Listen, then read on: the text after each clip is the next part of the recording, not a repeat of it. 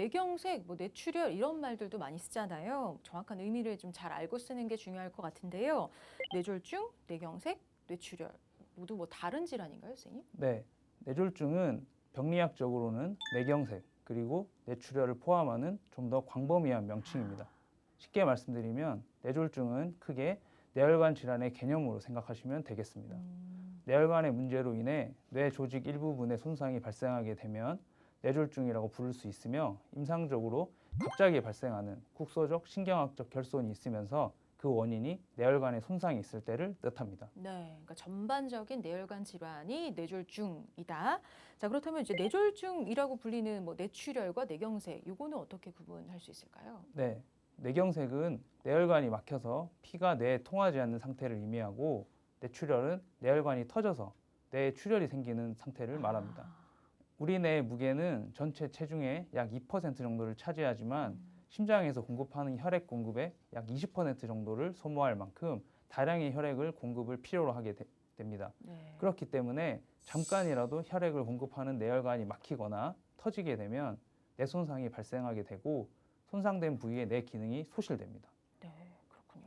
자, 그러니까 뇌혈관이 막혀서 생기는 게 뇌경색, 뇌혈관이 터져서 생기는 게 뇌출혈. 이렇게 좀 정확하게 구분해서 알아두시면 좋겠습니다. 자, 그러면 이제 뇌졸중으로 봐야 할 질환이 뇌경색, 뇌출혈. 그 외에 또 어떤 질환이 있을까요? 네, 뇌졸중의 대부분은 뇌경색과 뇌출혈로 분류를 할 수 있고요. 일부에서는 MRI 검사에서 나타나지 않고 원인을 밝힐 수 없는 경우가 있습니다.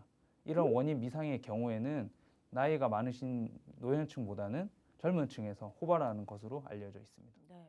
두 가지 질환, 그러니까 뇌경색과 뇌출혈이 함께 올 수도 있나요? 네, 함께 발생하는 경우도 드물지 않게 볼 수가 있습니다. 대표적으로 다음과 같은 경우가 있을 수 있는데요.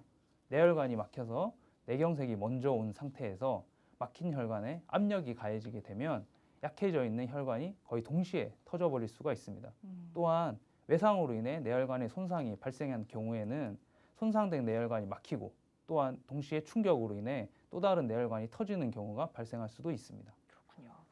자, 근데 이 밖에 뇌졸중과 관련 있는 원인 질환 어떤 게 있을까요? 네, 고혈압과 더불어서 당뇨가 또 문제가 될 수 있는데요. 당뇨병이 있으신 분들의 경우에는 혈당이 잘 떨어지지 않아서 고혈당 상태가 오래 지속되게 됩니다. 이는 혈관 벽 안에 지방 물질들이 쌓이게 만드는데요.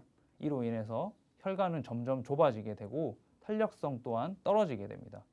이는 결국 혈류의 흐름을 방해하고 혈액순환이 제대로 이루어지지 않게 됩니다. 특히 뇌에서 이런 일이 생기는 경우에는 뇌졸중으로 이어질 수 있게 됩니다. 또한 고지혈증의 경우에도 우리 몸속 혈액에 지방 성분들이 너무 많은 것을 말하는데요.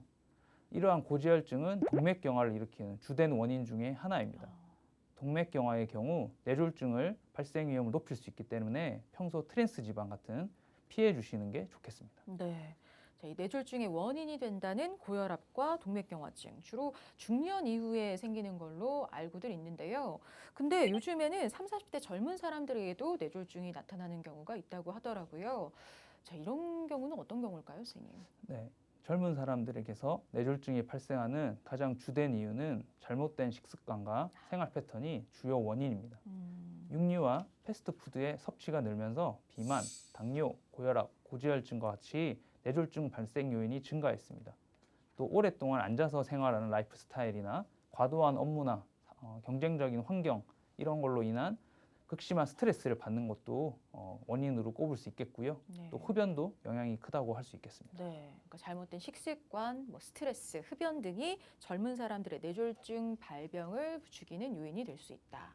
알아두시면 좋겠고요. 자, 그럼 이 밖에 뇌졸중 발병, 유전적인 영향도 있을까요?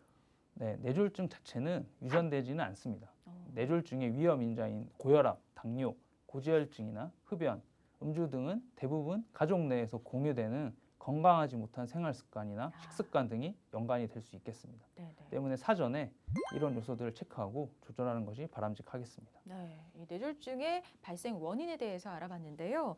이 원인이 좀 밝혀져 있는 만큼 고위험군도 있을 것 같아요. 이 내용도 좀 정리해 주시죠. 네, 가장 큰 위험 인자는 전에 뇌졸중의 기왕력이 있는 경우이고 그 위험도가 10배에서 약 20배 정도로 된 것으로 알려져 있습니다. 네. 다음으로는 고혈압이 4배에서 5배 정도, 그리고 각종 심장 질환이 2배에서 4배 정도, 당뇨가 2배에서 3배 정도 됩니다. 또 흡연하는 경우에 1.5배에서 3배 정도, 과도한 음주가 약 4배까지, 고지혈증도 1배에서 2배까지 보고되어 있습니다. 그리고 일반적으로 남성이 여성보다 25에서 30% 정도 발생률이 높고 고령일수록 여기서 고령이라 하면 약 55세 이후에서 10살이 증가될 때마다 2배씩 뇌졸중의 발생률이 증가하게 됩니다. 가족력이 있는 경우에도 약 2배 정도 발생률이 증가한다고 보고되어 있고요. 비만인 경우에 여기서 체질량 지수 약 30 정도를 기준으로 해서 30 이상인 경우에 발생률이 2배에서 3배 정도 증가하고 그 밖에 또 운동 부족, 영양 결핍, 추운 날씨 등이 발생률을 높일 수 있습니다. 네. 자, 가장 큰 위험 인자는 근데 뇌졸중의 기왕력이라고 하셨어요. 그러니까 뇌졸중이 한 번 걸렸던 사람은 또 2번 걸릴 수도 있고 3번 걸릴 수도 있고 몇 번이고 생길 수가 있는 건가요? 네, 그렇습니다. 한번 뇌경색이 왔던 환자의 경우에 한 번으로 끝나는 경우도 있지만 2번, 3번 재발하는 경우가 많습니다. 왜냐하면 뇌경색이 발생했다는 것은 전반적으로 뇌혈관들이 많이 좁아져 있는 상태에서 일부분의 뇌혈관이 막힌 것이므로 아직 막히지는 않았지만 좁아져 있는 다른 뇌혈관들이 존재할 가능성이 높기 때문입니다. 따라서 뇌혈관의 동맥경화가 더 이상 악화되지 않도록 2차적인 예방을 하는 것도 중요하다고 할 수 있겠습니다. 네. 뇌경색 발생의 고위험군에 대해서 알아봤는데요. 근데 뇌경색은 조기 발견과 치료가 중요한 질환인 만큼 좀 자세하게 알아두면 좋을 것 같아요. 자, 발생 위험도를 미리 좀 알아볼 수 있는 방법이 있을까요, 선생님? 위에 말씀드린 고위험군 요소 중에서 한 가지라도 해당하는 것이 있다면 일단은 위험에 노출되어 있다고 판단할 수 있겠습니다. 이 중에서 또 몇 가지 정도를 가지고 있는지에 따라서도 위험도를 나누어 판단할 수 있겠습니다. 네. 또 조절할 수 있는 인자도 있지만 조절할 수 없는 인자도 있기 때문에 함께 생각을 좀 해봐야 될 것 같습니다. 네. 말씀하신 대로 뭐 음주, 흡연 이런 거는 조절할 수 있는 인자일 것 같은데 조절할 수 없는 인자는 뭘까요? 네, 앞서 말씀드린 것처럼 이미 발생한 뇌경색의 기왕력은 조절할 수가 없는 인자고요. 그쵸. 그리고 네. 성별, 남자와 여자 뭐 어. 이런 것과 50대 이상의 나이에 접어든 것은 조절할 수가 없는 인자입니다. 네. 자, 그리고 이제 날씨 얘기도 나왔어요. 물론 이제 봄이나 여름에도 뇌졸중이 많이 발생한다고는 하지만 겨울철에 특히 뇌졸중으로 병원을 찾는 환자가 많은 걸로 알고 있는데 계절적인 요인이 있는 걸까요, 선생님?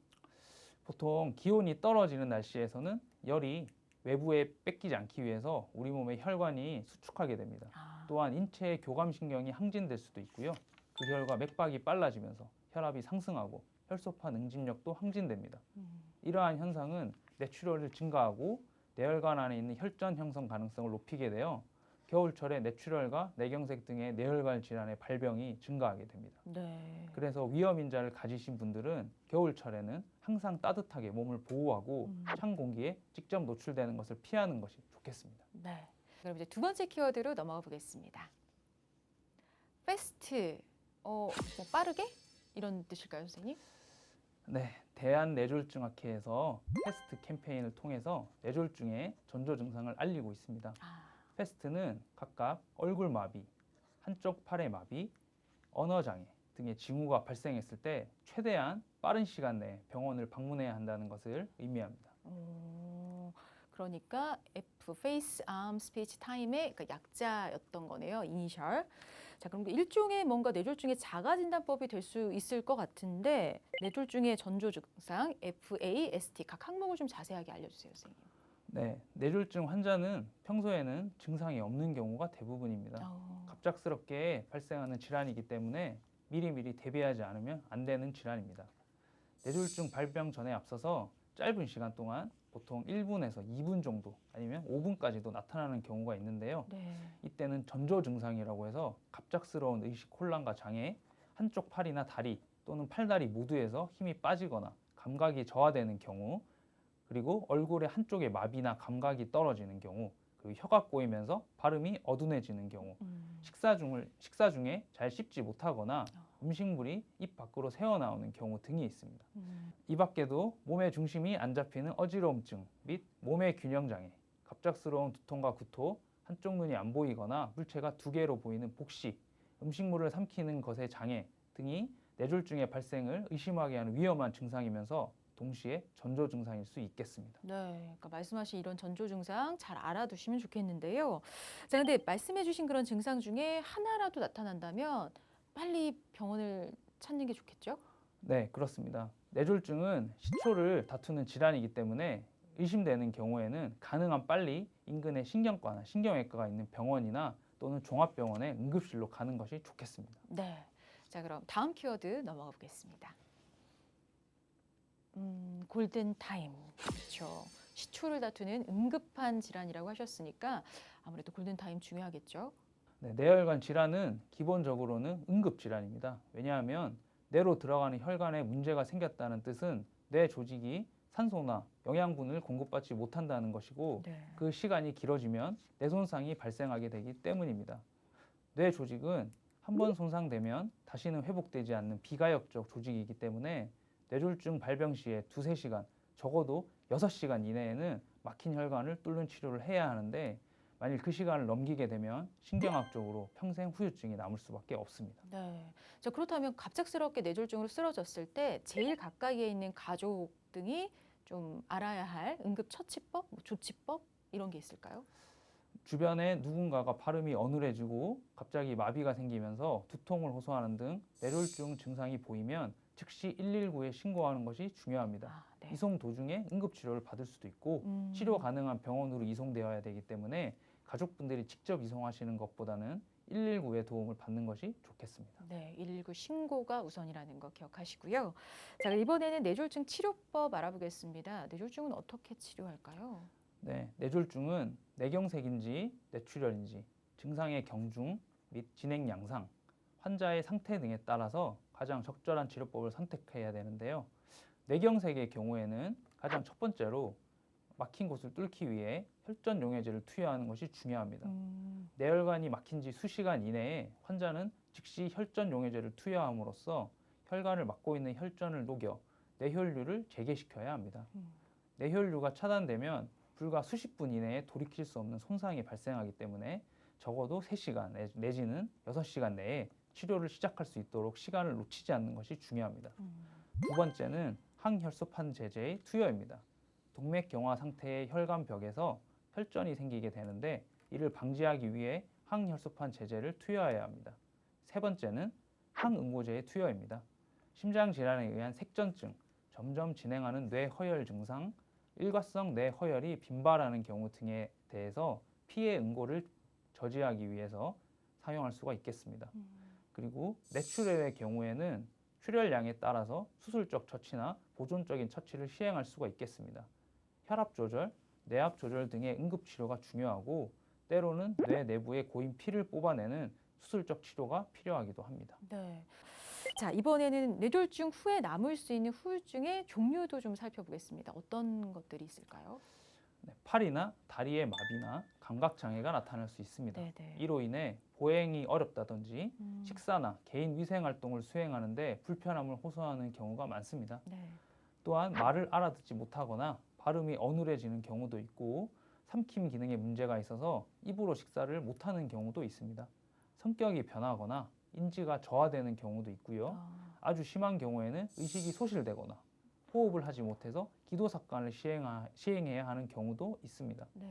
이렇게 여러 가지 후유증이 남는 이유는 뇌의 각 부위마다 맡은 역할이 서로 다르기 때문입니다. 예를 들면 뇌에서는 판단력이나 기억력을 담당하는 부분이 있고 팔, 다리를 움직이도록 하는 부분이 있고 시각이나 후각, 청각을 담당하는 부분도 있습니다. 그리고 호흡을 담당하는 부분 이렇게 여러 가지로 나눠져 있는데요. 뇌졸중으로 인해 각각의 부위에 손상이 오면 그에 해당하는 기능을 더 이상 수행하지 못하면서 네. 위에 말씀드렸던 여러 가지 증상들이 나타나게 되는 것입니다.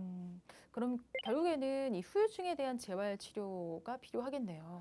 네, 그렇습니다. 병변 초기에는 시술이나 수술적 치료로 급성기 치료를 하게 되겠지만 급성기 치료가 종료되면 남은 후유증에 대해서는 약물 치료와 재활 치료를 병행하는 것이 좋습니다. 뇌졸중에 따른 후유증은 발병 후 3개월까지가 가장 활발하게 회복이 일어나기 때문에 급성기 치료가 종료되었다면 조기에 집중 재활 치료를 받는 것이 매우 중요하다고 말씀드릴 수 있겠습니다. 경증인 분들은 한두 달만 재활 치료를 받아도 이전처럼 일상으로 돌아가시는 분도 계시겠지만 약 발병 후 3개월에서 6개월까지는 비교적 빠르게 회복이 되고 그렇게 2년까지는 어느 정도 회복이 나타나지만 발병 후 2년이 지나면 회복이 되긴 하지만 그 속도가 많이 느려지거나 회복 정도가 낮은 경우가 많습니다. 네. 자, 오늘 데일리 건강에서는 뇌졸중에 대해서 자세하게 알아봤는데요. 사망률도 높고 재발률도 높은 무서운 질병인 만큼 예방도 중요할 것 같습니다. 이 뇌졸중 예방할 수 있는 방법 있을까요, 선생님? 고혈압이나 당뇨, 비만 등 여러 가지 재발 요인을 관리하면서 규칙적인 운동과 금주, 금연도 중요하다고 볼 수 있겠습니다. 이전에 뇌졸중이 일어나지 않은 분들은 특히 앞서 말씀드린 기존 질환이나 나이가 위험 요소가 되기 때문에 정기 검진을 통해서 위험 인자를 조절하시고 필요하다면 예방할 수 있는 약물 치료를 유지하는 것이 도움이 될 수 있겠습니다. 네. 그리고 이전에 뇌졸중이 한번 발생해서 회복되었거나 후유증이 남은 분들은 위험 인자 조절과 더불어 재발 방지를 위해 추가적인 약물 치료를 유지하면서 후유증이 남은 부분에 대해서는 재활 치료를 꾸준히 지속적으로 받아보시는 것이 예방과 더불어 치료적 효과도 클 수 있다고 말씀드리겠습니다. 네. 더 건강한 내일 쿠키 건강 TV